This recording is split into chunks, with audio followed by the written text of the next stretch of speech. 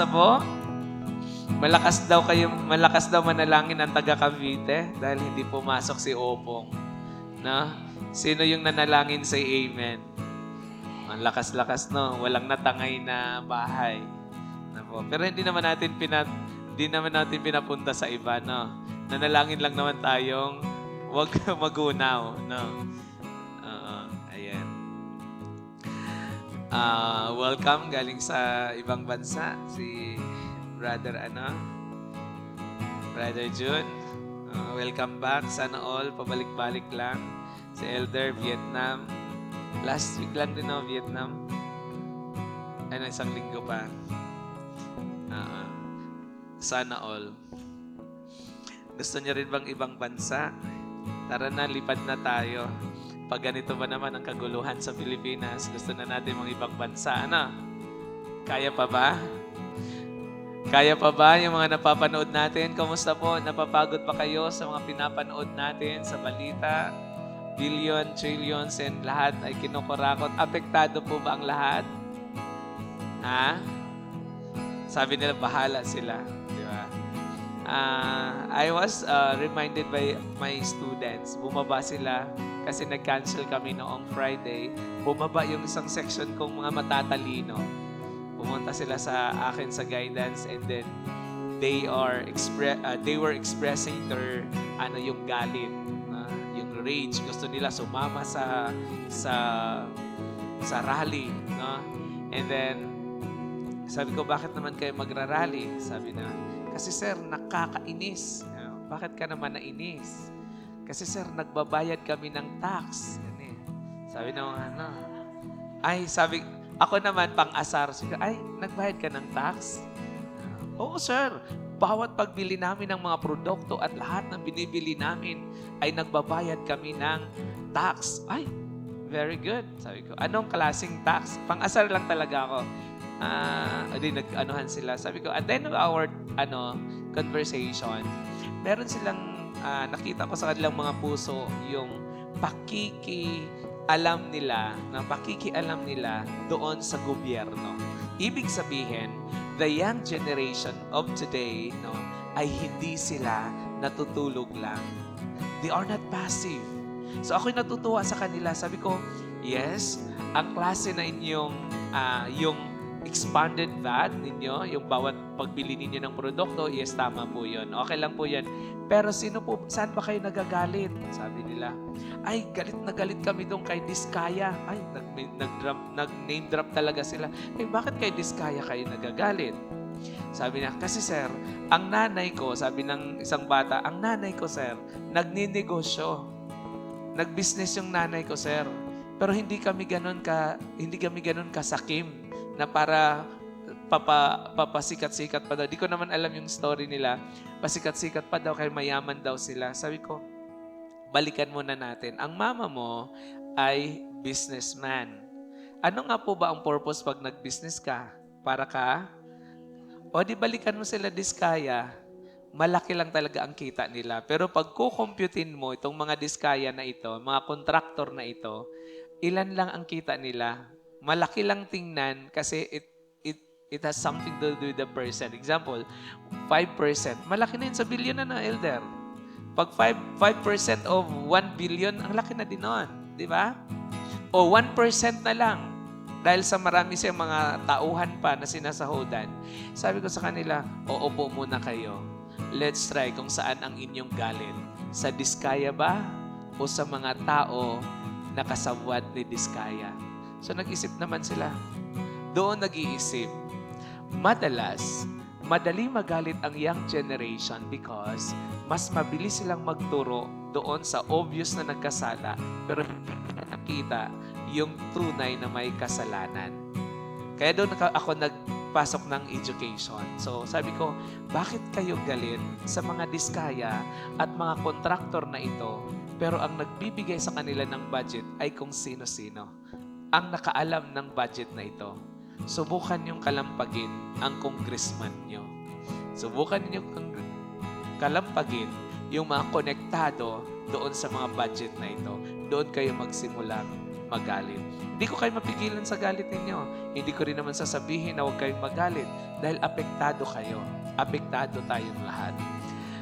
Bakit ko ito ang introduction? Kasi hindi naman tayo nasa planet Jupiter or sa planet Mars or saan pa tayong planeta na hindi tayo apektado sa mga bagay na ito. Pag nanood tayo ng mga balita, ang sakit din sa ating mga damdamin na makita din yung mga nakalubog, di ba? Ang sakit din sa ating mga yung mga naaawa din tayo. And then mabilis tayong nagagalit sa kung kanino-kanino na lang, lalo na pag itong mga quote-unquote kurakot doon sa ating government. Anyways, normal yun na magagalit tayo. Pero sana, sabi ko sa mga bata, alamin nyo muna kung saan dapat kayo nagagalit. Bakit ko ito ang introduction? Sa ating pagbubulay-bulayan ngayon in the book of Luke chapter 18 verse 8, si Jesus kaharap niya, in konteksto po nito, si Jesus kaharap niya yung mga nakikinig sa kanya, the disciples, at nakikinig siya, at mahilig siya magbigay ng parable. At itong parabola na ito ay tungkol sa biyuda, di ba? Now, itong biyuda na ito, later on, we will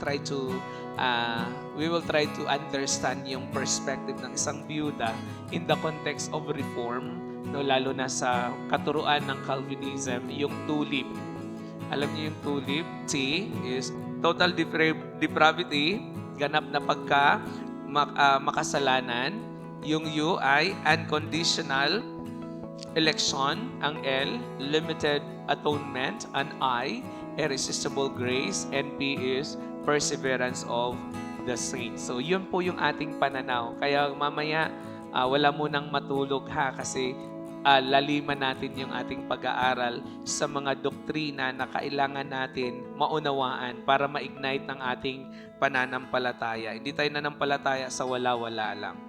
So, in Luke chapter 18 verse 8, sabi niya, sinasabi ko sa inyo, agad niyang ibibigay sa kanila ang katarungan, ngunit sa pagbabalik ng anak ng tao sa daigdig na ito, may makikita pa kaya siyang mga taong sumasampalataya sa kanya. Bakit yun ang aking introduction? Dahil baka ang mga tao ngayon ay humihingi ng katarungan, pero wala naman pala ang pananampalataya. Okay?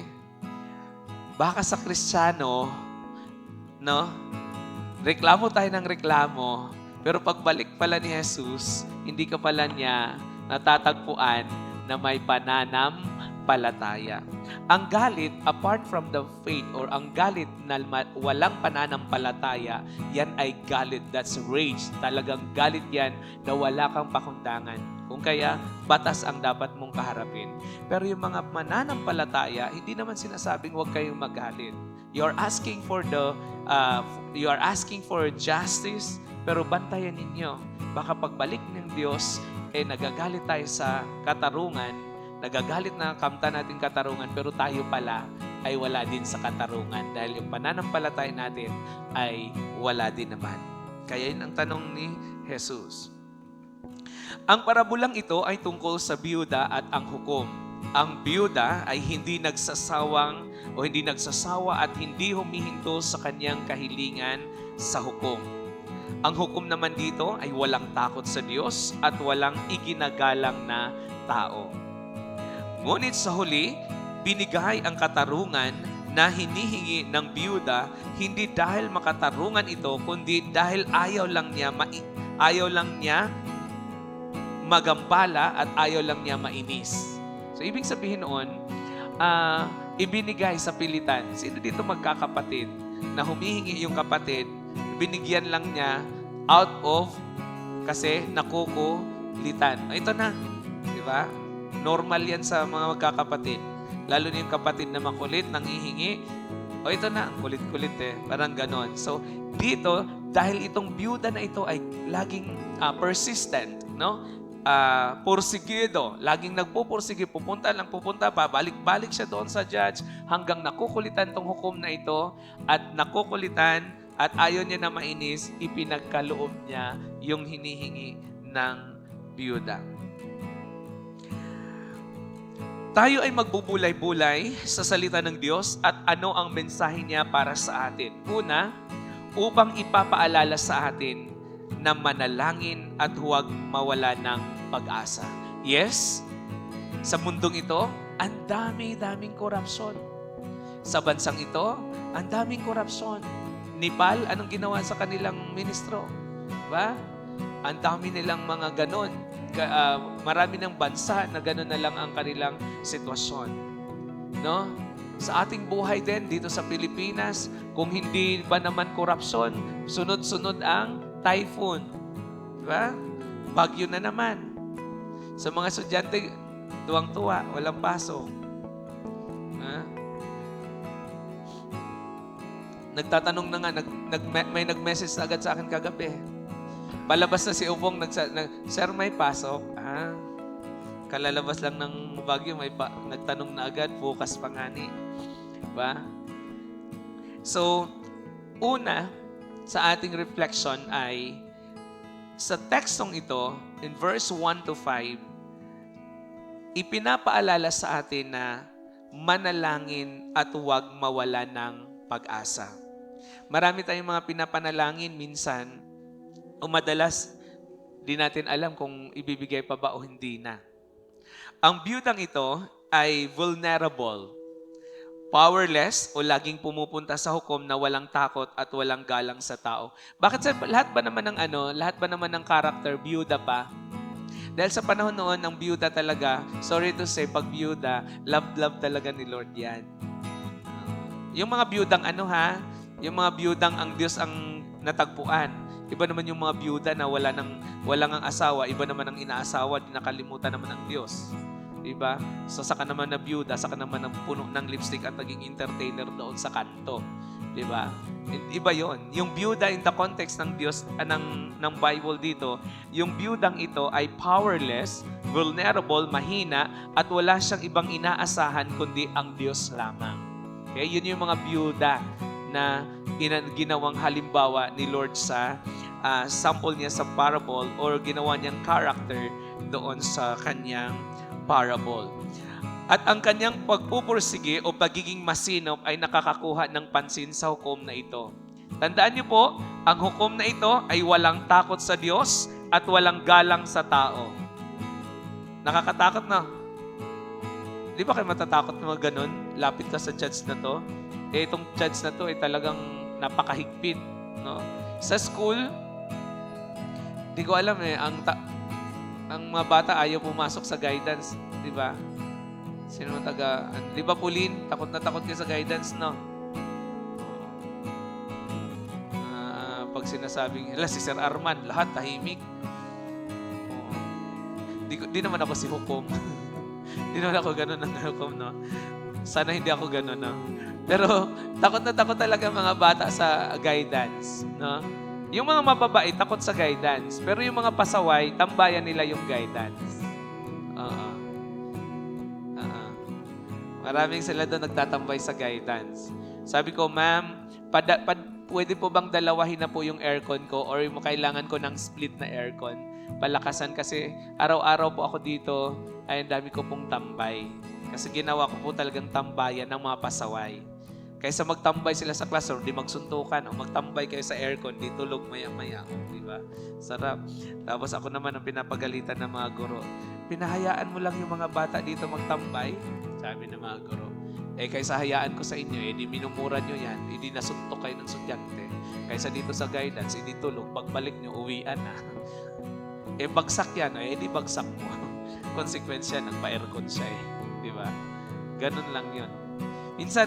Minsan yung takot, tingnan yung biyuda na ito, ayaw mo itong hukom na to ay hindi makatarungan, napakahigpit, walang galang sa tao.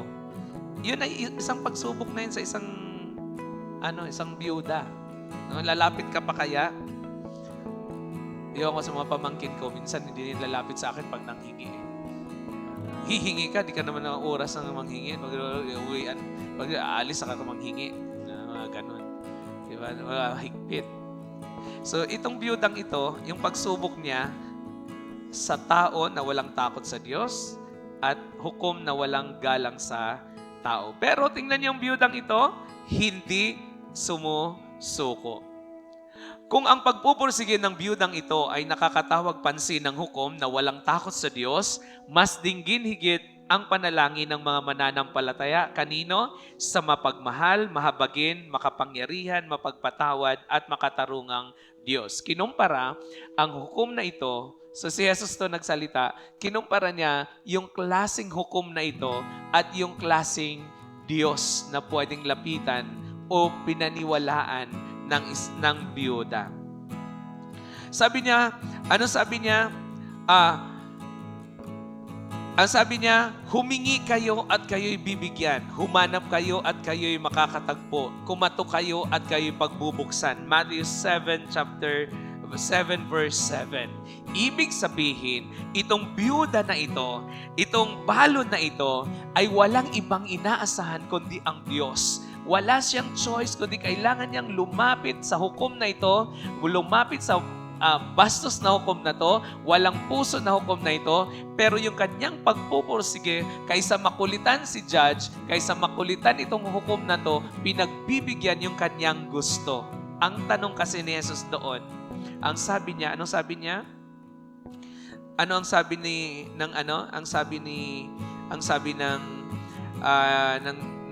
Diyos? At nagpatuloy ang Panginoon. Sabi niya, pakinggan ninyo ang sabi ng masamang hukom na iyon. Ngayon, ipagkakait kaya ng Diyos ang katarungan sa kanyang mga hinirang na dumaraing sa kanya araw-gabi. Itong hukom na to, no?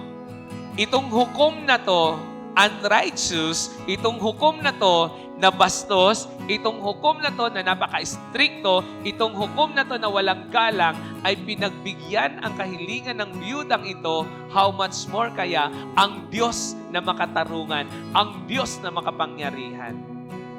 Ang tanong, sino nga po ba ang bibigyan ng Diyos? Ang sabi nga doon, kaya sabi niya sa 6, at nagpatuloy ang Panginoon. Pakinggan ninyo ang sabi ng masamang hukom na ito. Masamang hukom, pinagbigyan ang kahilingan ng biyuda or balong ito. Ngayon, ang tanong, ipagkakait kaya ng Diyos ang katarungan sa kanyang mga hinirang sa dumaraing sa kanya araw-gabi? Hello? Hello? Meron po ba kayong mga kahilingan sa Diyos? Meron? Huwag kang sumuko. Sabi mo sa katabi mo, huwag kang sumuko. Manalangin ka. Huwag kang mawala ng pag-asa. Gusto mo mag-transform? Huwag kang mawala ng pag-asa. Darating din ang manalangin ka. Pero take note mga kapatid, itong biyudang ito, hindi nawala ng pag-asa, laging nanalangin, pero ang araw-gabi. Tingnan mo yung katabi mo, baka nanalangin lang yan. Nanalangin lang pero walang ginagawa. Araw-gabi. Nananalangin, pumupunta siya. It is a gesture that you have faith. Meron kang pananampalataya because you demonstrate. Dinidemonstrate mo. Hindi yun nanampalataya ka pero wala ka namang gawa. Ang buhay mananampalataya, hello, dito kayo tingin. Sino marunong mag-bike? Marunong kayo mag-bike, no? Pag nahinto ang bike, ano nangyayari? Ganun lang din ang pananampalataya natin. Hindi ka magbabalance, hindi ka mag-move kung hindi mo papadyakan yan. Kaya ang buhay mananampalataya, katulad lang din yan nagbabay ka. Papadyakan mo para mabalansi ka, para keep on moving. Mas nagmumove ka, mas maganda ang takbo, mas gumagalaw ka. Ang buhay na mananampalataya, ang buhay ng mga hinirang ng Diyos, ganun din ang buhay. Hindi lang nagsasabi ng mananampalataya, naniniwala, pero wala namang gawa.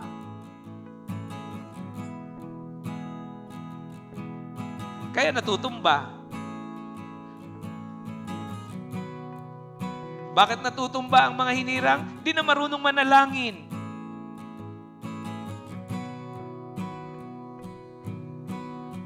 Pag Sunday, mas inuuna pa ang kung ano-ano. Di ba? Manalangin. Magpursige. Huwag kang sumuko. Tinatamad ka, tuloy mo lang, padyakan mo lang. Ako, ang sakit-sakit ng paa ko kasi nagbabiking ako hanggang Maple Grove. Kung hindi ako magpadyak pabalik, alas 12 na, wala na masakyan. Padyak ka para makauwi ka. That's our faith. Ang sakit kaya. Kaya pag naglakad ako, hindi naman tayo-tayo yung aking paa. Pero kailangan mo bumalik. Pagdating ko doon, ganda-ganda kasi pababa. Pagbalik, paakyat na, di ba? Ang sakit. Sige nga, alas 12 na ng gabi, nasasakyan mo doon. Bubuhatin mong bike, maglakad ka. Padyakan mo. Ganon din ang ating pananampalataya. No? The more na pinapadyakan natin, the more na sumasakay tayo ng bike, the more na keep moving tayo. Dapat ganon ang pananampalataya ng mga hinirang. Ganon din ang biyudang ito. Hindi nagsasawa. Persistent. Tuloy-tuloy. No? Alam ng biyudang ito na ang pupuntahan niya itong hukom na to ay walang galang. Itong hukom na to ay walang takot sa Diyos, pero tuloy-tuloy pa rin siya. Di ba? Nakamtan niya ang hustisya. Let's just try to look at in the perspective natin. Ang Diyos ang ating lalapitan. Di ba? Nanghihingi tayo, hindi pa binigay ngayon. Lord, gusto ko ng bahay. Hindi pa, wala pa. Nanay Lita kanina, sabi niya, ang patutuo ko, 8 years ang aking anak doon sa tapos 5 years. Ngayon, meron na at nakabili at bibili na ng bahay. Oh, praise the Lord! At sabi niya, God's perfect time. Oh. Di kung sumuko ka doon, edi habang buhay ka, nagre-renta. Di ba? Keep on moving, praying. Manalangin, huwag kang magsawang manalangin, gawan mo din ng paraan. Okay? Yun yung ang sinasabi yan. Ang biyuda, hindi lang siya nagsasabi, kundi ginagawa niya. Lalong itong, alam niya itong hukom na to ay stricto. The more na kinukulit niya hanggang nakulitan ang hukom na ito. And number 2. Ang sabi nga ni Jesus, itong hukom na masamang hukom na ito ay ibinigay ang kahilingan ng biyudang ito ang ating pakayang Diyos, Ama sa langit. Alam niya ang kanyang mga hinirang. Ikalawa, kasiguruhan. Tayong lahat na lumalapit sa Diyos, may kasiguruhan o assurance na sa Diyos ay walang kabiguan. In verse 6 to 7, sabi niya, ngayon ipagkakait kaya ng Diyos ang katarungan sa kanyang mga hinirang na dumaraing sa kanya araw-gabi? Sila kaya'y paghihintayin niya ng matagal? Ito ay mensahe ng kasiguruhan at pagkumpara na kung ang hukom na ito, itong masamang hukom na ito, ay nakukulitan at ayaw magambala ay ibinigay, o nakukulitan at ayaw magambala ay ibinigay ang kahilingan ng biyuda. Ang Diyos pa kaya natin, siya ang Diyos na makatarungan. Sabi niya ngayon, sabi ni Jesus, ipagkait kaya ng Diyos ang katarungan sa kanyang mga hinirang na dumaraing sa kanya araw-gabi. Ang biyuda ay maihintulad natin sa mga hinirang. Ang biyuda ay walang inaasahan kundi ang Diyos lamang.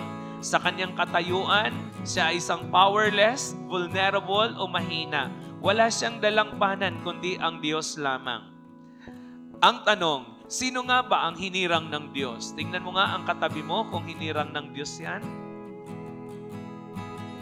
O tanungin mo yung katabi mo, naniwala ka bang hinirang ka ng Diyos? Ala, anong sagot? O, yung isa, amen. Yung isa, nagdalawang isip. O, di balik tayo sa basic nating katuruan. 2 leaves tayo, di ba? T is total. Okay. Ang total depravity ay ang katuruan natin, naniwala tayo na tayo ay ganap na makasalanan. Simula pa yan. Yan talaga ang ating katuruan. Sino dito ang hindi makasalanan? Say amen.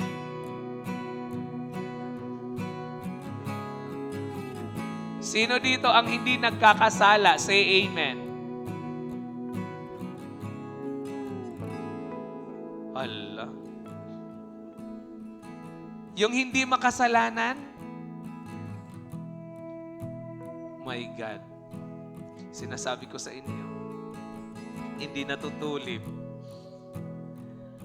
Ang Biblia ay nagtuturo sa atin, walang sino man ang hindi nagkakasala. Ang tanong ko sa kataga-ICC, meron ba ditong hindi nagkasala? Wow.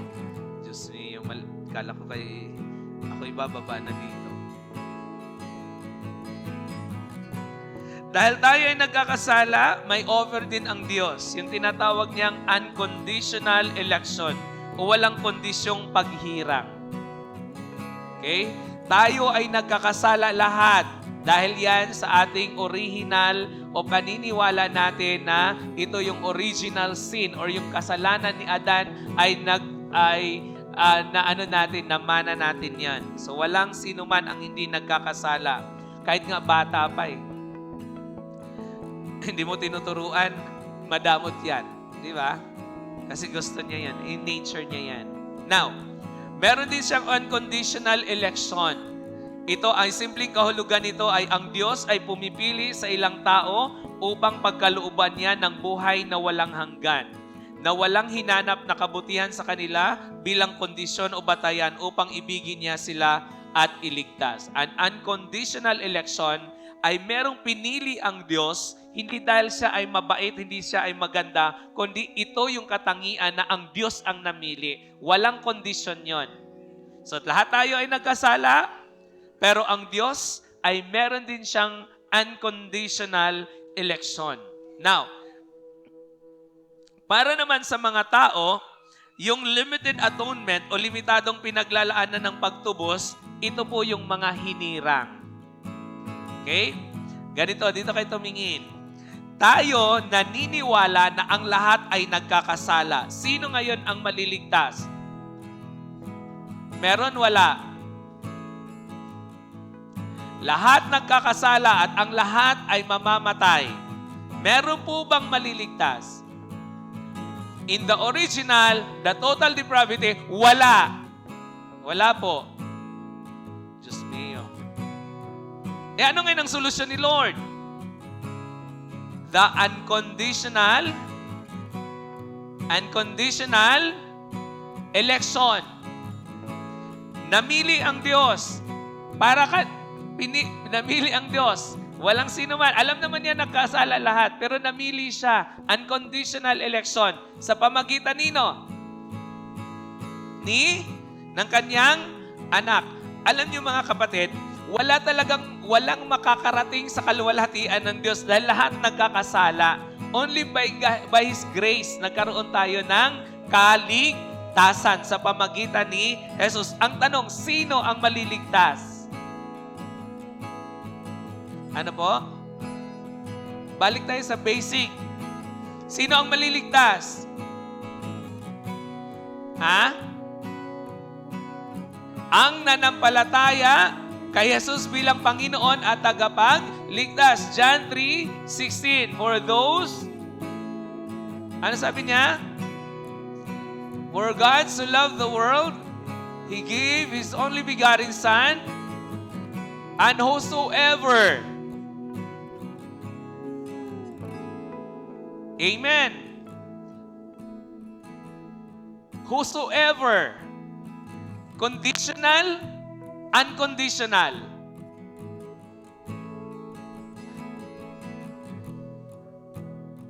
Whosoever, conditional, unconditional. Unconditional. Whosoever. Ikaw, ako, siya, kriminal, nasa krus, magnanakaw, lahat yan, binukas niya ang kaligtasan. At kung sino man tatanggap sa Kanya bilang Panginoon na tagapagligtas, sila ay maliligtas. That unconditional. Amen? Dahil yan ay elected. Alam niyo po ba? Elected yan. That is unconditional election. Ibig sabihin, ikaw, ako na makasalanan, kahit anuman ang tingin ng tao sa iyo, makasalanan ka, kriminal ka, pero you are elected by God. In His due time, you will be saved. Like those magnanakaw sa isang cross na kinusify, magnanakaw siya, yung isa namatay, pero yung isa na magnanakaw, sinabi niya, ngayon din, ikaw ay sasama ka sa paraiso. And that is unconditional election. Bakit? That yung tao na yan, elected by God before the foundation of this world. Amen? Kaya huwag kang mag-alala kung yung anak mo pasaway, yung asawa mo pasaway ngayon, huwag kang mag-alala dahil kung pinili yan ng Diyos, kahit ano pang pupuntahan yan, pipiliin at pipiliin yan ng Diyos. Amen? It's not because sa Kanya. It's not because dahil ikaw ay mabait. It's not because ikaw ay mabuti o maganda. No, it's not. It is because of the grace of God. That's our teaching. Amen? Unconditional election. Pag ang Diyos namili, Diyos ang namimili, hindi tao. Tama? Kung ikaw namimili, sino piliin mo? Di ba maganda? Di ba mabait? Di ba mabuti? Kung ikaw namimili, ang Diyos hindi. Open yan, pero siya ang namimili because of His grace and mercy. Amen? Total depravity, unconditional election, para papasok tayo doon sa mga hinirang niya. Kaya ikaw, pagdating sa limited atonement, ito yon. Ang dakilang ibanghilyo na minamadaling inihatid ng karamihan ngayon sa malalayong lupain at nagtuturo si Kristo ay naghandog para sa mga kasalanan sa pamagitan ng kanyang kamatayan. Subalit, tandaan niyo pagdating sa limited atonement, ito naman po yun. Bukas, yan lahat, inopen sa lahat, pero sino lang ang tatanggap? Ha? Sino lang ang tatanggap? Sino lang?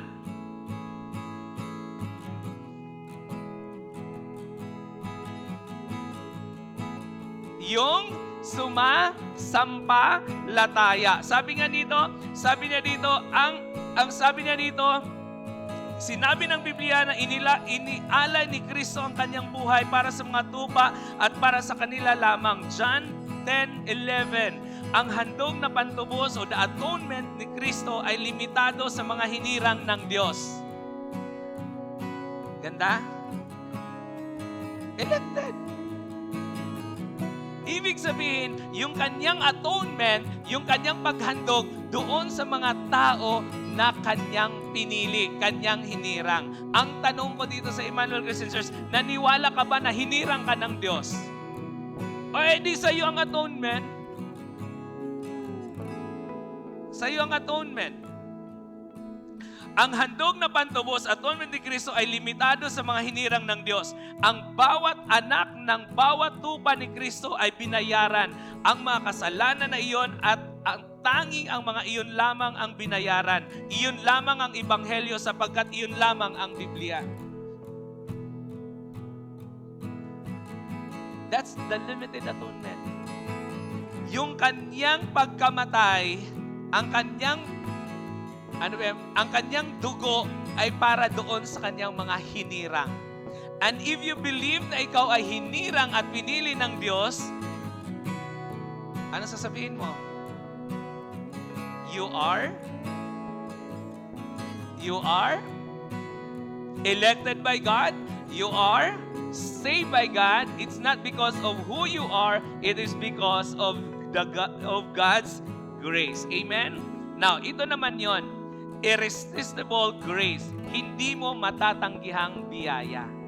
Dito kayo mga hinirang. Sana mga hinirang, say amen. Ngayon, dahil ikaw ay ang ikalima na biblical dito, ito naman ang katotohanan. Ang 5 punto ni Calvinism ay nagtuturo ng biyaya ng Diyos na nagliligtas sa tao ay hindi matatanggihan. Ang biyaya o grace ng Diyos ay walang bayad at hindi natatapatang kapangyarihan upang iligtas ang isang tao mula sa kanyang kasalanan na kung hindi gayoy ibubulid siya sa impyerno.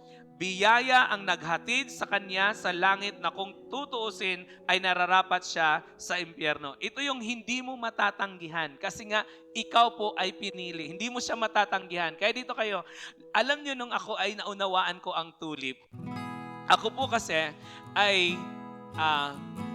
nagmula ako sa isang simbahan na napaka-conservative. No? Yung damit, yung buhok ng mga babae kailangan mahaba. Kailangan pagsusuot kami ng ganito, kailangan wala kaming Pasko. Doon talaga ako na orient. Nang naunawaan ko at nang nag-aral ako sa seminary, naunawaan ko itong tulip, sabi ko, may pag-asa pala. Bakit ko naman ilalagay sa aking kamay yung moralidad na hindi ko naman talaga kaya? Pagpasok ko yung mga mukha noon, pag nagsimba ka doon, dapat yung mga mukha niyo walang makeup, walang hikaw. Kasi daw sa langit walang makeup, walang hikaw. Tapos nakakurbata kami. Kaya kung walang hikaw, bakit kami nakakurbata? Pagdating naman sa langit, walang nakakurbata. Kaya ako'y nagtataka. Ang daming pinagbabawal. Sabi ko, anong to? Eh di ang tagal-tagal ko, mga ilang taon din ako, naka-isang taon din ako doon sa kanila. Pero habang ako'y nag-aaral, doon ko nakita. Sabi ko, ay may pag-asa. Naunawaan ko. Yung irresistible grace, kahit anong gagawin mo, magtago ka. Si Jonas, kilala niyo si Jonas? Kilala si Jonas, hindi yun apo ni Mami. Si Jonah. Alam niyo si Jonas sa Bible? Anong story nito? Kinain ng balyena. Anong istorya niya? Inutusan siya na mag-preach. Anong ginawa niya? Tumakas. Anong ginawa? Eh di hinagis. Kinain ng isda. Saan siya binalik? Doon pa rin sa lugar na kung saan siya inutos. Irresistible. Bakit? Balik ka. Kaya ako naniniwala ko yung henerasyon ngayon na magpasaway, yung mga henerasyon ngayon, niwala ko pag pinili yan ng Diyos, babalik yan sa simbahan. Kahapon, andito si Brother Roel. Elder Roel ng ECC.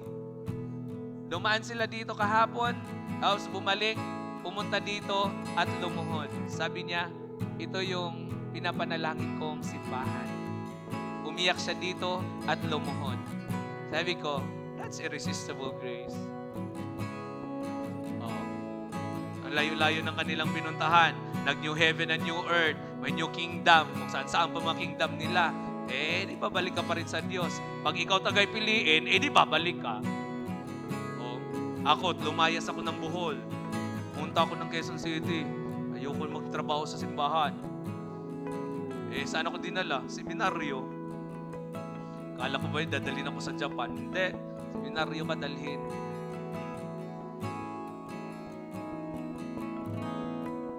Binenta ko na yung aking motor. Binenta ko na yung LCD projector.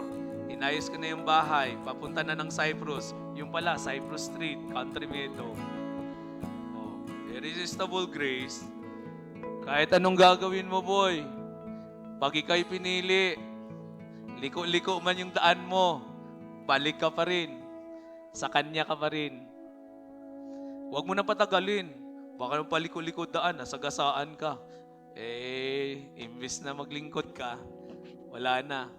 Ang kanta mo, huli na ang lahat. Huwag naman. Kaya nga, meron ditong nangangaral sa inyo Huwag niyong patagalin. Pag narinig nyo, huwag nang magpatagal-tagal pa. Baka na may maputulan ka pa ng paa. Saka ka ba, Lord? Sayang, wala na akong paa. Ngayon ay kumpleto pa. Do it for the glory of God. Amen? Sino ang mga hinirang? Tulip, saan pa tayo? Ay pa tayo na, irresistible. MP is perseverance of the saints. Yung mga santos, hindi yung mga pinapakong mga santos ha. Sa Bible, sino ang santos, Elder? Mga mananampalataya. Dito kayo tumingin. Yung mga santos, hindi yung mga nasa larawan ha. Yung mga nandyan pa, may mga larawan pa sa inyong mga bahay. Tumingin kayo dito. Ang mga santos, hindi nakasabit dyan sa pader nyo. Hindi yan ang mga santos. In the biblical perspective, ang mga santos ay yung mga taong buhay na naniniwala at nampalataya kay Kristo Jesus. Amen? Parang hindi ako maging santos. Pag apelido mo Santos, buong Santos, Santos ka forever. Pero pag hindi ka kasi talagang pagtingin mo, parang hindi to Santos. Di ba? Kasi ito yung pananaw ng mundo. Pag santos ka, hindi ka marunong magmura. Pag nagmura ka na, ay galit na ako. Hahabulin kita ng itak. Kasi santos na.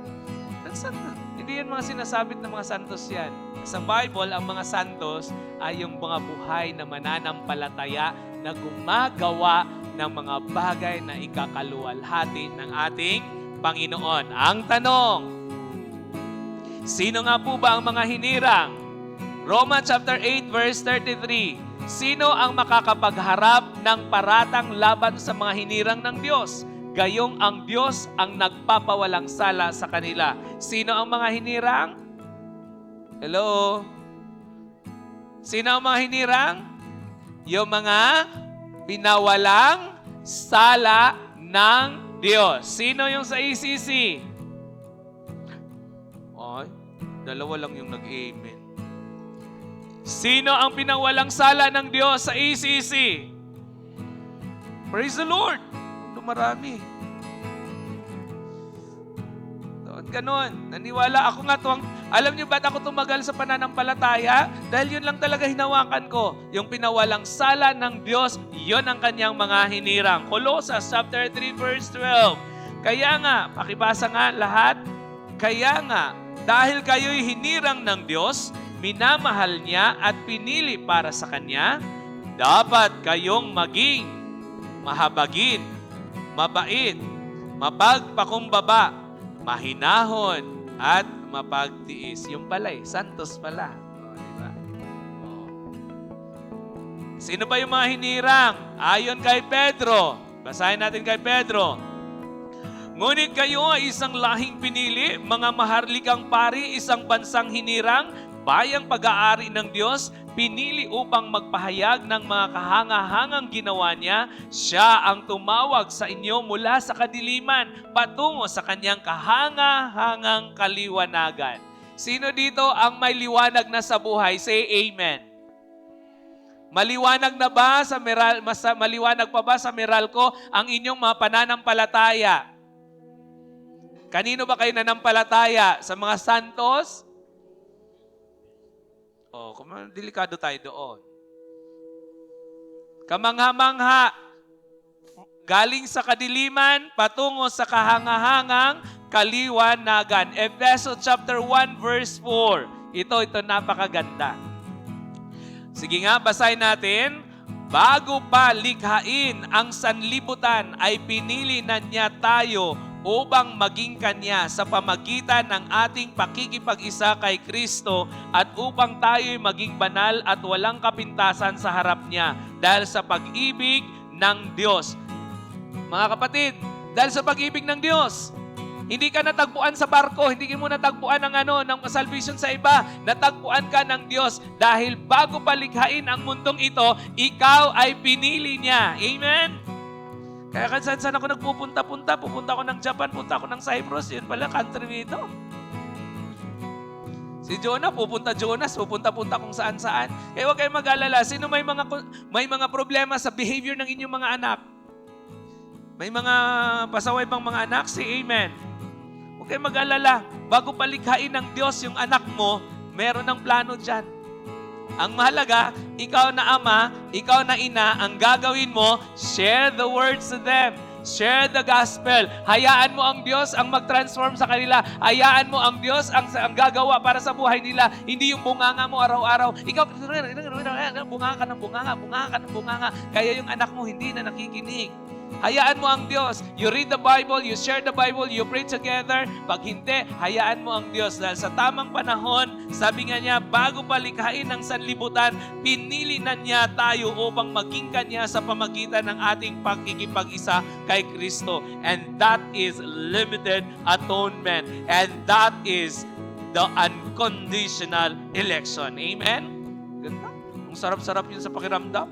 Ako, kung alam niyo lang buhay ko, bilang anak ng mangingisda, sasabihin ko sa inyo, I praise the Lord for I am experiencing now the unconditional election and the irresistible grace of God. Pag makita mo yung kasalanan mo, yung kahinaan mo, yuyuko ka at magpuri ka sa Panginoon, Lord, salamat. Dahil sa aking pagiging makasalanan, thank you for choosing me. Thank you for electing me before the foundation of this world. It's not because I am good. It's not because I am great. It's not because of who I am, but because of who you are. Because of your love. Amen? Ganon ang makikita natin sa ating buhay. Hindi dahil kung anong meron tayo, dahil yan sa pag-ibig ng Diyos. Amen? Sabi mo sa katabi mo, dahil sa pag-ibig ng Diyos, ganyan ka ngayon. Narito ka ngayon. Buhay ka ngayon. At sabi mo, dahil sa pag-ibig ng Diyos, ba't walang na sumusunod sa akin? Sabi mo, dahil sa pag-ibig ng Diyos, mararanasan mo ang mga pagpapala na kahanda para sa iyo. In Tito chapter 1 verse 1, mula kay Pablo, lingkod ng Diyos at apostol ni Jesucristo, sinugo ako upang patibayin ang pananampalataya ng mga hinirang ng Diyos at upang palawakin ang kanilang kaalaman sa katotohanan tungkol sa pamuhay na makadiyos. Dito kayo tumingin, hindi lang kayo basta hinirang ng Diyos, binigyan kayo ng something responsibility for you to understand, to share sa others. Huwag kayong magsabi na hindi ko kaya, ito lang ang kaya ko. No, it's not. Paul says, ako, sabi ni Pablo, lingkod ng Diyos, sinugo ako upang patibayin ang pananampalataya ng mga hinirang. May mga tao para patibayin yung pananampalataya natin. May mga tao na pinapadala ang Diyos para titibay yung ating pananampalataya. Ikaw, na narito at naniwala na hinirang ka ng Diyos, anong role ang binigay ng Diyos sa iyo? Hindi naman pwedeng nakaupo lang ka. Hindi naman pwedeng tinatamad-tamad ka lang. Keep on moving. Keep on moving. Keep on trusting the Lord. Express your pananampalataya sa Diyos. Keep on moving hanggang sa pagbalik niya. Huwag mong limitahan ang iyong sarili. Baka ikaw yung gagamitin ng Diyos upang palawakin ang kaalaman ng iba na wala pang kaalaman. Amen? Mga kabataan, kung gusto nyo ganun kayo katalino sa internet, sa anumang mga katalinuhan nyo, gamit-gamit din minsan ng katalinuhan. Share the Word of God. No? Kaya ako nagpapasalamat ako sa youth. Nabubuo na ang youth. Nagsishare na. Gagaling nila mag-share. Diba? Parang Kiko Barsaga. Diba si Barsaga? Kala nila may sayad. Pero pag nagsalita, fluent ang talino, di ba? Sa youth din, umatin kayo ng youth, mamangha kayo, magsishare. Kala mo itong batang to kala mo, tingin mo pero pag nag-share, ang galing, di ba? May mga youth, ako dati, nahihiya, pero pag nag-share, galing, di ba? Sa tulong ng AI. Bakit? Hindi ko naman kinokontra yun. Tinulungan sila ng AI. Di na-express nila yung ideas nila. At least nagamit si AI sa kapurihan ng Diyos. Na-share ang salita ng Diyos. Pag nakinig ako, tama naman. Wala namang nalilihis. Diba? Pag Christ-centered ang tinuro ng AI, go. God-centered, go. Biblical-centered, sola scriptura, sola gratia, no? Scripture alone, Jesus alone, go yan. AI naman yan At least, sabi ni Brother Carlito, ni Elder Carlito, yung AI ngayon ay parang stock of, encyclopedia. Ngayon, ginawa lang na electronic. Pag-type nila doon, isi-share ko nga itong labugan. Nakalagay na to. Sinishare sa amin, very good. Nagmukhang talino, very good AI. Walang yun. Pangatlo, ang Diyos ay hindi katulad ng isang masamang hukom. Pinapakinggan niya ang kanyang mga hinirang at laging lumalapit sa kanya. Sino nga po yung mga hinirang? Say amen. Wala, hindi talaga lahat. Yung mga bago pa dito, tandaan niyo po yung hinirang, marami pa, mahaba-haba pa ang daming mga dyan kung paano hinirang ng Diyos. Pero tayo naniniwala sa Emmanuel Christian Church na ito, naniniwala tayo na yung hinirang at ang paghirang ng Diyos ay hindi dahil yan sa kung anong meron ka, kundi dahil yan sa kanyang pag-ibig at kanyang biyaya.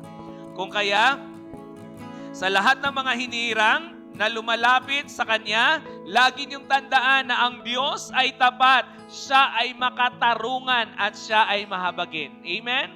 Naniwala po ba kayo doon? Naniwala ba kayo na ang Diyos ay tapat? Naniwala ba kayo ang Diyos ay makatarungan? Siya ay mahabagin. Kaya hindi ako nawala ng pag-asa at ayoko umalis sa bansang Pilipinas dahil alam ko lahat ng mga nangurakot sa gobyernong ito may kaparusahan. Dahil yan ang aking dalangin, disciplinary action sa mga nang-aabuso sa kapangyarihan. At alam niyo po ba, sabi ko nga, unti-unti nang sinasagot ang panalangin. O, di ba? Nag-umpisa na. Sana nga may mapaparusahan. Pinapanalangin ko yun. Di ba? Kasi, apektado din naman tayo.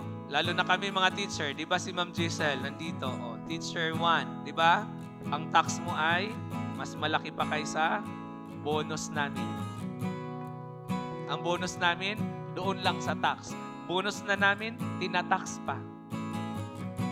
Alam niyo mag-compute yan kasi ano yan, AO dati yan. Thank you for coming. Happy birthday kay Brother Remark. Yan.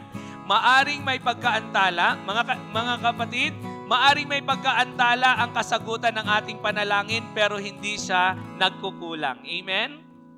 Amen? Ang ganda ng kanta kanina. Anong kanta mo kanina, Pastor Albert? Hindi ka nagkulang. Naniwala ba kayo na hindi nagkulang ang Diyos? Sabi niya sa Habakkuk chapter 2 verse 3, isulat mo ito sapagkat hindi pa panahon upang ito ay maganap. Ngunit mabilis na lilipas ang panahon at mangyayari ang ipinakita ko sa iyo. Bagamat parang mabagal ito, hintayin mo, tiyak na mangyayari at hindi maantala ito. Amen? Tagal-tagal pa. Tagal-tagal talaga, no? Minsan nga tagal-tagal makasakay sa barko. Yung mga seaman, yung mga OFW, pag nagsisaya, tagal-tagal, na-extend na naman, ay mo lang. Isang blink of the eye lang ng Diyos yan. Sa atin matagal, pero sa Diyos, segundo lang pala yan. Lord, grabe naman yung segundo mo, 1,000 years sa amin. Antayin mo lang, magaganap din yan. And last, ikatlo, ito ay mensahe ng hamon ng pananampalataya. Dito ang mga hinirang, makinig kayo. Ang tanong ni Jesus, sinasabi ko sa inyo, agad niyang ibibigay sa kanila ang katarungan. Ngunit, pagbabalik ng anak ng tao, pakibasa, may daratnan pa kaya siyang mga taong may pananampalataya. Tingnan mo katabi mo, baka tulog na.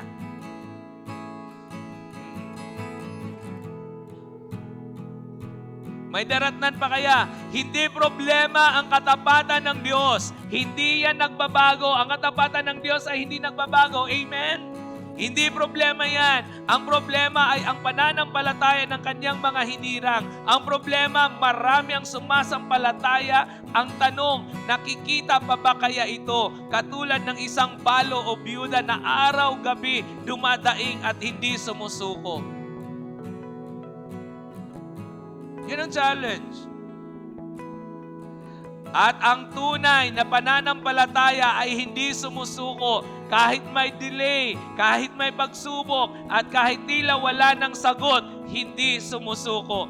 Hebrews chapter 11 verse 6, hindi maaring kalugdan ng Diyos ang walang pananampalataya sa Kanya, sapagkat ang sinumang lumalapit sa Diyos ay dapat sumasampalatayang may Diyos at siya ang nagbibigay ng gantimpala sa mga humahanap sa Kanya. Amen?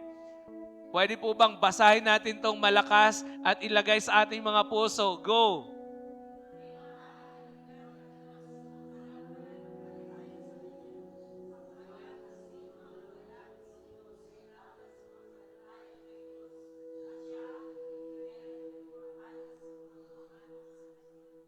Matthew chapter 24, 12 to 13. Lalaganap ang kasamaan, kaya't manlalamig ang pag-ibig ng marami. Ngunit ang mananatiling tapat hanggang wakas ay siyang maliligtas. Dito kayo tumingin. Yung katabi mo, manlalamig yan bukas. Pag uwi yan, mamaya, manlalamig yan. Sunod na linggo, hindi na naman yan makita. Bible study, hindi yan mag-a-attend. Hindi yan nagbabasa, manlalamig yan. Pero tandaan ninyo, ang sinabi ng Matthew 24, 12 to 13, lalaganap ang kasamaan kaya't manlalamig ang pag-ibig ng marami. Sasabihin, may Diyos pa ba? Ang daming kurakot, sinunog, ang daming nagnanakaw. May Diyos pa ba? Merong bagyo, may baha. Lahat na lalaganap ang kasamaan. Ang iba manlalamig yan. Pero ang sinabi ng Diyos, ngunit, ano sabi niya? Ngunit, ang mananatiling tapat hanggang wakas ay siyang maliligtas. Sino yon? Say amen.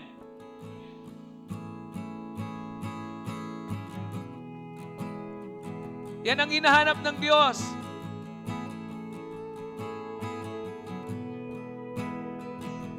Kaya nga, pag ako magsishare, gising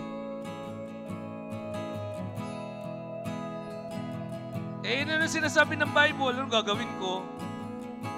Nanlalamig ba kayo? Sabi mo katabi mo, nanlalamig at ang aircon ang lamig. Dalawa ng aircon. Hindi yan literal naman lamig dahil aircon nanlalamig, di na makita. Kaya ako, praise the Lord. Thank you. Palakpakan natin yung mga kababaihan naglilinis ng simbahan. Nakita ko kahapon, mag-asawa, naglinis. Mga kababaihan, mga matatanda na naglilinis, mga kabataan na saan?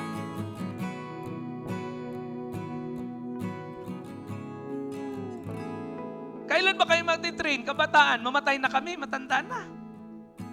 Meaning sa susunod na mga panahon, wala na itong simbahan na to, sira-sira na. Kasi wala na, mga matatanda, ugod-ugod na.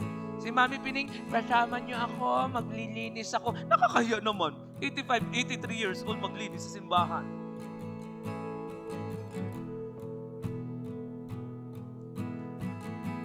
Ngunit, ang mananatiling tapat hanggang wakas ay siyang maliligtas. Wala talaga maliligtas kung hindi ka mananatili. Salamat sa mga Sunday school teachers. Naiinis na yung iba sa akin kahit bagyo. Hala, tuloy ang Bible study ng youth. Sa Elder Lloyda, sa Mr. Lloyda, Pastor, uwi na lang tayo at maulan. Walang uuwi. Walang ulan yan mamaya. O inulan, basa, o uwi. Walang dumating, natunaw lahat ng bagyo. Di pa naman binabaha. Ang sarap-sarap nga namin ng buhay na dito. Sinusunod, hinahatid ng ng multicab. Ang multicab nag-overheat, wala pa rin sasakay. Uy! Anong gagawin ninyo? This is an act. Why? Kasi sabi ni Paul, ako pinili ng Diyos upang palakasin, pagtibay ng pananampalataya ng iba. Ang Emmanuel Christian Church, ganito rin. May mga deaconess yan, may mga leaders yan. Ito rin ang gagawin nila, magdadrive yan sila, susunduin kayo, hahanapin kayo para patibayin kayo. Para sa panahon na wala na kami, matibay na yung inyong pananampalataya at sa pagbalik ni Jesus, maliligtas ang lahat na manatili sa Kanya. Amen? Hindi kami namimilit. Pero ikaw naman, natutulog ka lang naman sa bahay mo. Tumayo ka. Huwag mo naman kami tanggihan.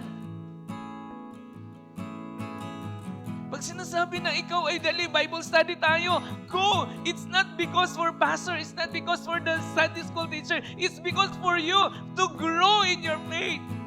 Bakit nag-grow ka ba dyan sa sa iyong kwarto?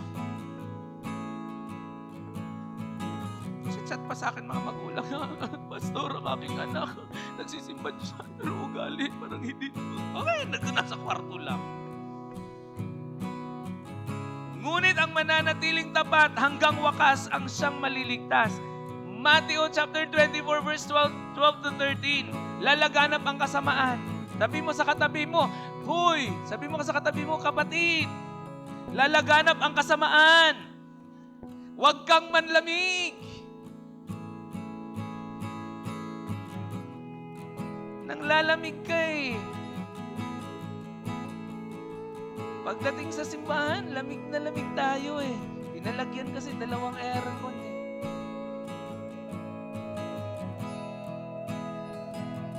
Ibang lamig na ramdaman Hello? Haba-haba ng preaching ko, para si din, ng Koreano, Isang beses nyo lang ako pinapapreach naipon ko. Ang Diyos ay naghahanap ng pananampalatayang matyaga at manatili hanggang wakas. Meron ka ba noon? Alo, challenge na nga rin tayo. Ang Diyos ay naghahanap ng pananampalatayang matyaga at mananatiling wakas. Sabihin mo sa katabi mo, ikaw, nananampalataya ka ba? Ay manatili ka hanggang wakas. Pananampalataya na patuloy nananalangin at hindi sumusuko. Sino dito nananalangin? Say amen. Ay, praise the Lord. Walang kikidlat ha. Kukunin ng kidlat yung mga hindi nag-amen pero hindi nanalangin. Pananampalatayang nagtitiwala sa katarungan ng Diyos. Sino naniwala sa katarungan ng Diyos? Say amen. Tandaan nyo ha, makatarungan ang Diyos. Ayaw ng Diyos ng ayaw ng Diyos ng hindi seryoso sa Kanya. Nag-i-amen tayo dahil sa bayan tayo ng pag-amen. Pero yung buhay natin, ma-amen ka talaga siya. Katarungan ng Diyos. Pananampalatayang matatag hanggang sa pagbabalik ni Jesus. Matatag pa ba ang ating pananampalataya? Ay, humihina. Lord, patatagin. Aminin po natin, dito kayo tumingin. Ako wala akong problema. Patatagin natin. Nanghihina talaga. Kahit sino naman, nanghihina yung pananampalataya natin. Amen? Lalo na pag may mga problema, ulan dito, ganito dito, wala tayong matirahan, wala tayong makain, ang dami mga problema, humihina ang ating pananampalataya. Ano ang dapat natin gagawin? Lapit tayo sa Panginoon, Lord, palakasin mo pa ang aming pananampalataya dahil ang kalakasan ng ating pananampalataya hindi galing sa ating kalakasan, kundi galing sa Diyos. Amen? Kaya, naunawaan natin yan. Kung nanghina ka, natural yun. Kung nanghina ka, natural yun. Kung forever ka nanghina, patay na yun. Pananampalatayang matatag hanggang sa pagbabalik ni Jesus. Ang tanong, ikaw ba yon? Tayo ba yon? Praise God. Gusto ko yung nag-amen kahit ako yung nagsabi ng say. Gusto ko yon. Amen. Hanggang sa pagbabalik ni Jesus, amen yung ating pananampalataya. Matibay at pagtitibayin pa yan ng Diyos. Amen?